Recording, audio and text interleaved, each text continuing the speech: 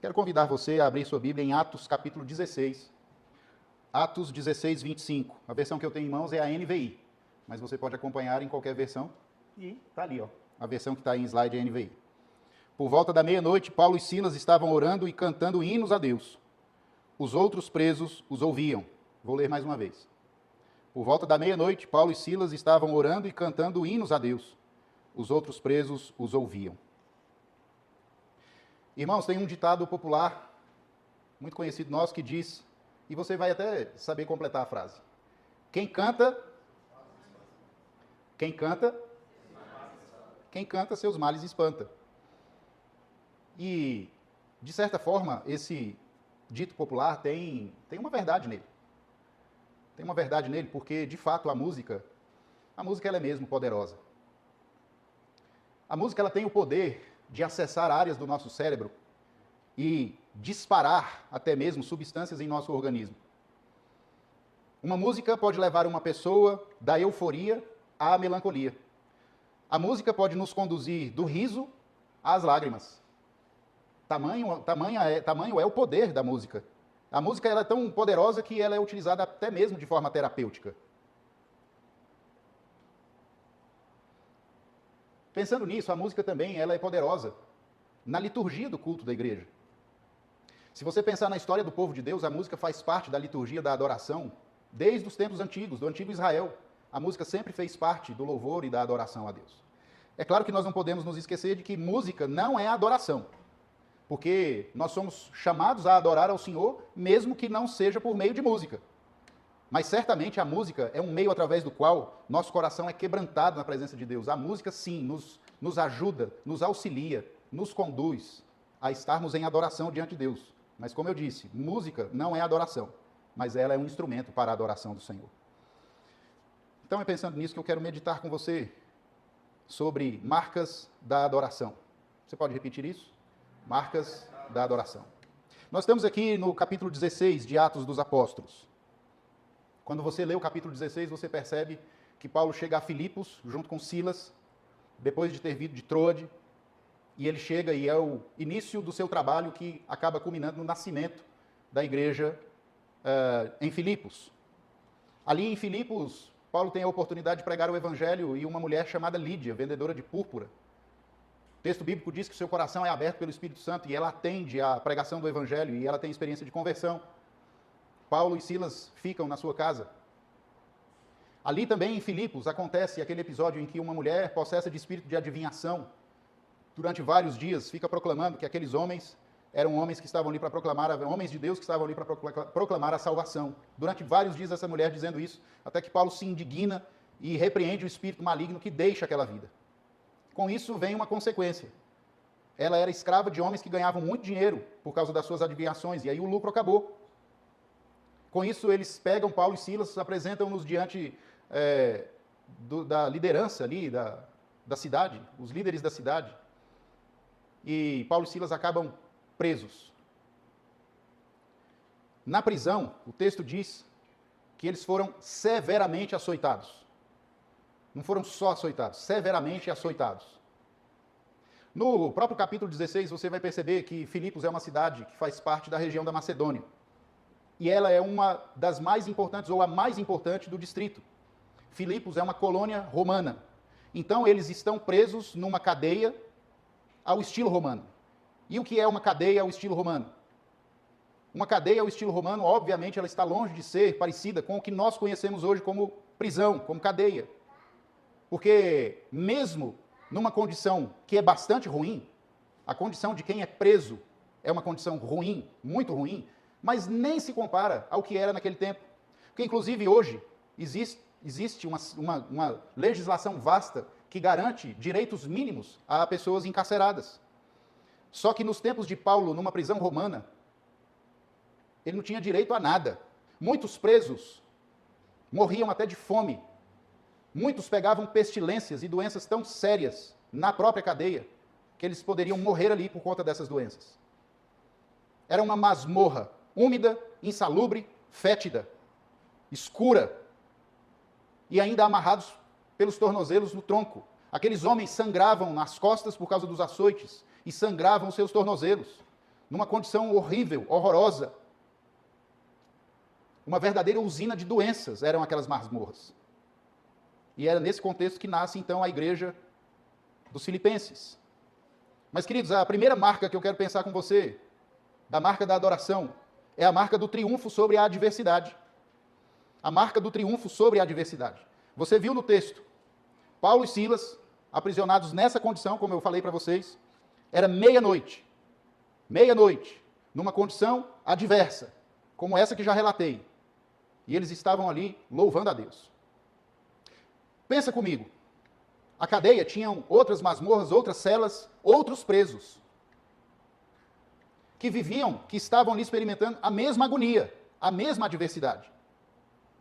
Só que numa cadeia, e eu já trabalhei num centro de internação de menores infratores, e é onde minha esposa trabalha também. Ela é concursada desde 2010 e trabalha justamente no centro de internação de menores em conflito com a lei. O que eles estavam fazendo? Os mesmos crimes de qualquer adulto. Latrocínio, homicídio, tráfico de droga, roubo e por aí vai, estupro, tem de tudo. E o que se ouve normalmente numa cadeia?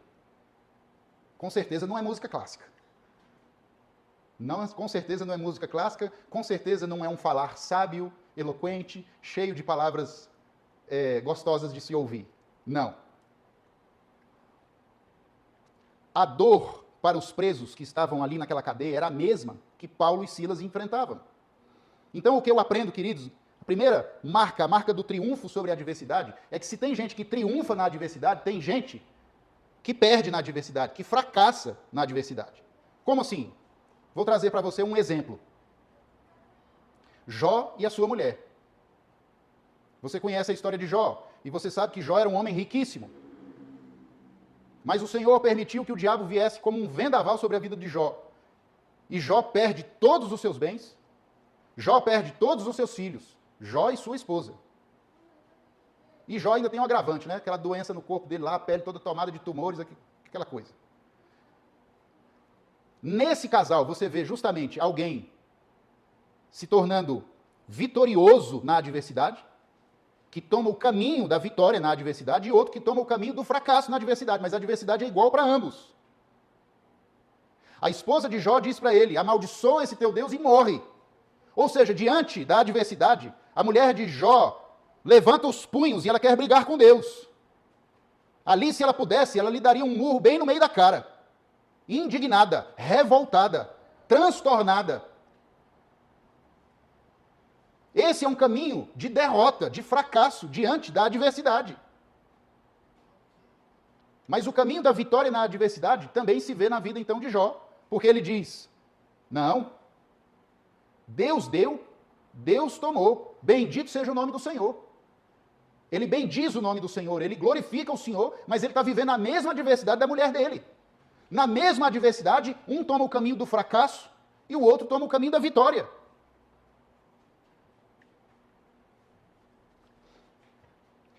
Então, simplesmente resistir à adversidade é o caminho. Isso me faz lembrar do estoicismo. Os estoicos acreditavam que as adversidades, as agruras, as dificuldades, elas vêm como uma forma de tornar o seu espírito mais elevado, de o tornar melhor. Então, qual que era a postura dos estoicos diante da adversidade, diante da dificuldade, diante da dor? Eles rangiam os dentes ali, travavam e diziam: não, agora vou sofrer aqui, mas eu vou resistir firmemente, porque isso aqui vai elevar o meu espírito e eu serei mais forte depois da prova. Deixa eu falar uma coisa para vocês, isso é paganismo. E, infelizmente, muitos crentes estão tomando um caminho de derrota na adversidade porque estão fazendo exatamente dessa forma. Acham que pela sua força, pela sua capacidade, vão resistir na adversidade e vão fazer igual os estoicos. Não, eu sou duro e eu vou resistir a esse negócio aqui. Isso é paganismo, não tem nada de cristianismo nisso. Porque o cristianismo nos convida, queridos, a passarmos pela prova, pela adversidade, pela dificuldade, com alegria. Porque o evangelho é capaz de nos levar a uma experiência do choro à alegria, de converter o choro em riso. Os vales áridos e secos, no evangelho, na perspectiva de Cristo, nós experimentamos mananciais, mesmo em vales áridos. O sofrimento se torna uma liturgia de adoração. Então não é travar aqui e dizer, não, eu dou conta de passar por isso, eu dou conta de enfrentar essa adversidade. Isso não é de Deus. O que é de Deus é nós enfrentarmos adversidades, sim. Elas poderão trazer tristeza, sim. Mas nós enfrentamos adversidades com alegria, de cabeça erguida, com um sorriso nos lábios, ainda que esteja tudo muito difícil. Esse é o convite do Senhor para nós. É enfrentar a luta com alegria, querido. Tem crente que está passando pela dificuldade, faz questão de fechar a cara, faz questão de murchar a cara, faz questão de mostrar que está sofrendo. Às vezes até para ser visto mesmo, para todo mundo olhar para ele e ficar com aquela compaixão. Nossa, mas fulano está sofrendo tanto. Eu não estou dizendo aqui, queridos, que não tenhamos tristezas, que não enfrentemos tristezas, que não enfrentemos lutas, que não enfrentemos dissabores e que não tenhamos que sofrer ou que não possamos sofrer ou nos entristecer ou até nos abater diante do sofrimento. Mas ao mesmo tempo somos convidados, sim, a passarmos pelo sofrimento com o coração tão cheio de esperança que isso nos traz alegria. Porque senão, queridos, é uma utopia o que Tiago diz, para nós termos motivo de toda alegria ou passarmos por várias provações. Isso é uma utopia, não tem jeito de viver isso não. Mas tem jeito de viver isso sim. É possível estarmos enfrentando lutas e tristezas, adversidades e coisas duríssimas, situações muito difíceis, mas ainda assim não perdermos a alegria no Senhor. Ainda assim não perdermos, querido, um coração de gente que adora a Deus. Tem crente que passa pela luta, ele deixa de ser um adorador. Ele abandona a adoração na vida. A primeira marca da adoração é a marca do triunfo sobre a adversidade. Então tomemos o caminho do triunfo na hora da adversidade. E o caminho do triunfo é adorarmos ao Senhor. O caminho do triunfo é dizermos como Jó, bendito seja o nome do Senhor. Perdeu tudo, mas bendito seja o nome do Senhor. O triunfo na adoração está na perspectiva de Tiago, ter por motivo de alegria o passar por várias provações. Esse é o caminho de vitória. É o caminho da adoração. É o caminho do coração de gente que continua adorando a Deus e bendizendo o nome do Senhor, mesmo na hora da crise. E é o que a gente vê acontecendo justamente com Paulo e Silas. Naquela masmorra fria e úmida, uma usina de doenças, sangrando, com dores, no meio da escuridão da meia-noite, esses homens estão orando fervorosamente e cantando hinos de adoração a Deus. E você vai optar pelo quê nessa manhã? Que decisão você vai tomar? O caminho do fracasso? Cerrar os punhos e chamar Deus para a briga, indignado por causa da adversidade? Ou vai simplesmente se render aos pés dele em adoração e dizer, bendito é o Senhor? Qual o caminho? Da vitória ou do fracasso? Tomemos o caminho da vitória, queridos. Não é buscar força em você, não, na hora da adversidade. Não é pensar o que você pode fazer. Não, o que Deus pode fazer por mim na minha adversidade.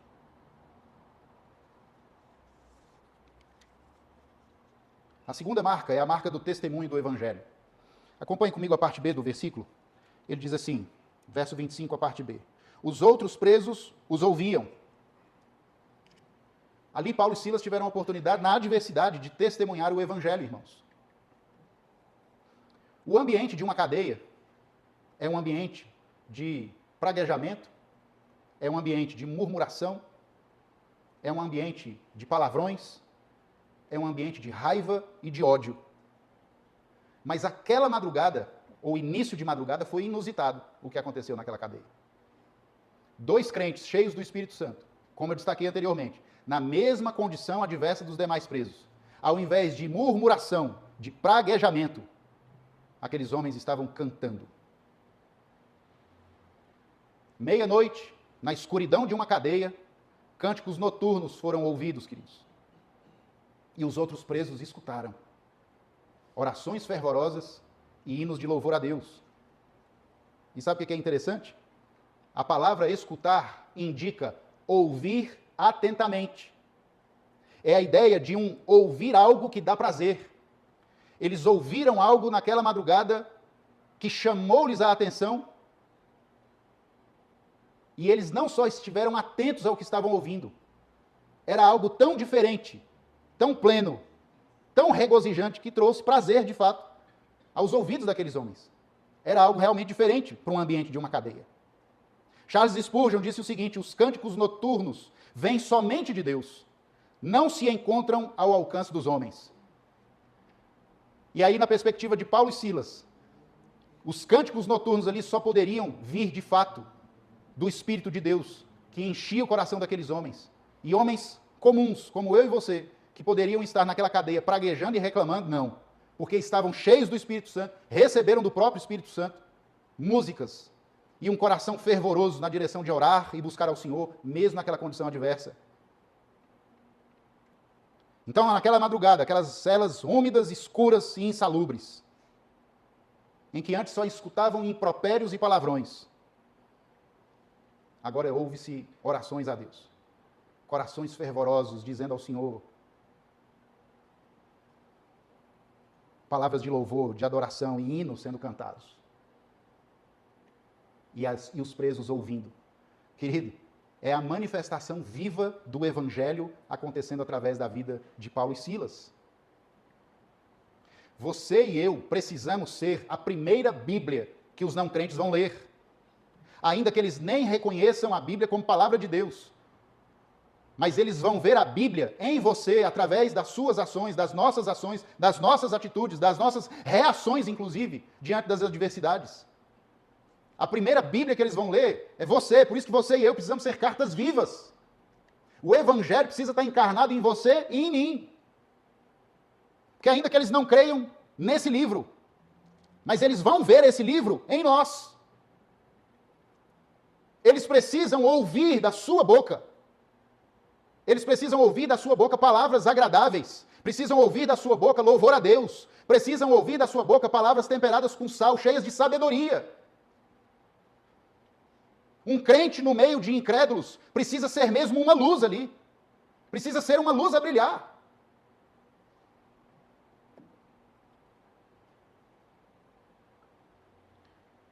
E naquela noite, na escuridão da meia-noite, uma luz espiritual brilhou, ainda que estivessem ali no meio de trevas intensas. Mas uma luz espiritual brilhou naquela madrugada. E brilhou através da vida de dois servos de Deus. Numa adversidade exatamente como a dos outros presos. Mas numa postura completamente diferente. A postura de homens cheios do Espírito Santo. Que decisão você vai tomar nessa manhã? Certamente estamos sendo convocados a sermos como Paulo e Silas. Nas adversidades, o mundo vê a luz do Senhor brilhando em nós. Através daquilo que falamos, da forma como falamos, através da forma como lidamos com as lutas e dificuldades, com as adversidades. Sabe, queridos, é fácil cantar no santuário. Veja, nós estamos aqui assentados em cadeiras confortáveis, num ambiente climatizado, porque lá fora está calor, mas aqui dentro está fresquinho. No meio de gente bonita, bem vestida. É fácil cantar no santuário. Sabe, queridos, é fácil cantar na alegria. Na alegria, quando tudo está redondinho, os negócios vão bem, as coisas no trabalho estão tranquilo, o casamento está maravilhoso, os filhos, uma bênção, a igreja caminhando, de vento em polpa. Ah, queridos, na alegria é bastante fácil cantar. Mas Deus nos convoca a cantar mesmo em face de uma prisão escura e fria. É fácil ter paz na bonança, quando a prosperidade e regalos são nossa esperança. Mas Deus nos convoca a experimentar a paz nas circunstâncias de desprazer tão voraz. Paulo e Silas adoraram, mesmo com as costas e tornozelos ensanguentados. Ali, naquela prisão, encontraram o melhor tempo e o melhor lugar para adorar ao Senhor. E você vai decidir fazer o quê? Na adversidade, luta, praguejar e chamar Deus para a briga? Ou simplesmente render seu coração em plena adoração diante de Deus? O que você decide fazer hoje? Eu quero compartilhar com você o que algumas pessoas decidiram fazer no momento da sua adversidade. O pré-reformador chamado John Huss, da Boêmia, um homem cheio do Espírito de Deus, que vivia num tempo em que as indulgências no catolicismo romano já eram uma realidade. E John Huss, através da sua pregação e ensino, passou a combater esse ensino herético dominante da igreja da época. John Huss foi convidado a negar sua pregação e seu ensino. Diante da sua negativa, ele foi preso. E uma vez preso, continuou rejeitando qualquer possibilidade de negar aquilo que ensinava, e aquilo que pregava, e aquilo que escrevia. Então Huz é julgado e condenado. Então levam Huz para uma praça pública para ser queimado, numa fogueira. Ele é preso na fogueira. E mesmo ali, antes de atearem fogo na madeira, ele é convidado mais uma vez a negar aquilo que ensinava. Mais uma vez, ele deixou claro que não negaria, porque negar aquilo que ele ensinava, que ele pregava, seria como negar o seu Senhor. Sendo assim, resolveram atear fogo na madeira. E o fogo foi se espalhando. E John Hus morreu cantando um hino de louvor a Deus, sendo queimado vivo. Cantou um hino de louvor a Deus enquanto as chamas tomavam o seu corpo. Horatio Spafford. Horatio Spafford era advogado em Chicago, nos Estados Unidos. Ele era um homem casado e tinha 5 filhos. Um menino e 4 meninas. Em 1871, aconteceu um incêndio em Chicago de proporções extraordinárias. E quase todos os seus bens foram destruídos por aquele incêndio. Além disso, Spafford e sua esposa e as 4 filhas perderam o único filho homem da família. Não no incêndio, em outras condições. Em 1874, Spafford resolve enviar sua esposa e as 4 filhas para um congresso, uma família crente. Ele resolveu investir na edificação espiritual da sua esposa e filhas. Era um momento de efervescência espiritual na Inglaterra. Aquele país vivia um despertamento espiritual. E ele achou por bem, num momento de dificuldades, quando já tinham perdido um filho, tinham perdido seus bens, resolve então investir na vida espiritual de sua família e envia para a Inglaterra sua esposa e as 4 filhas. No trajeto, o navio em que estavam embarcadas colidiu com a embarcação pesqueira e acontece um naufrágio. Na Inglaterra, a esposa de Spafford manda para ele uma mensagem. A mensagem dizia: salva, mas sozinha. As 4 filhas do casal pereceram no naufrágio. As 4 meninas morreram naquele acidente. Ela escapou e conseguiu chegar à Inglaterra. Spafford resolve tomar um navio e ir para a Inglaterra para se encontrar com sua esposa. Quando o navio em que estava passava justamente pelo local da colisão e do acidente, onde pereceram suas 4 filhas no naufrágio, Spafford escreve a letra de um hino, que até hoje é cantado e é cantado no mundo inteiro. Aflição e paz. Hino número 108 do Novo Cântico. Se paz a mais doce me deres gozar, se dor a mais forte eu sofrer. Seja dor, seja o que for, tu me fazes saber que feliz com Jesus sempre sou. A tradução literal do nome do hino é: vai tudo bem com a minha alma. Spafford estava dizendo: está tudo bem com a minha alma. Eu já perdi meu filho, perdi meus bens e perdi agora minhas 4 filhas. Mas sou feliz com Jesus. Está tudo bem com a minha alma. É a decisão de homens e mulheres que, mesmo na adversidade, inclinaram seus corações para adorar o Deus soberano, que não erra e não falha nunca. Que decisão você toma hoje? De ser um adorador na adversidade? Ou de ser um praguejador na adversidade? De ter o seu coração livre para se alegrar, mesmo na dificuldade? Ou deixar-se azedar e adoecer por causa da adversidade? Que decisão você toma hoje? Quero orar por você. Baixe sua cabeça, feche seus olhos.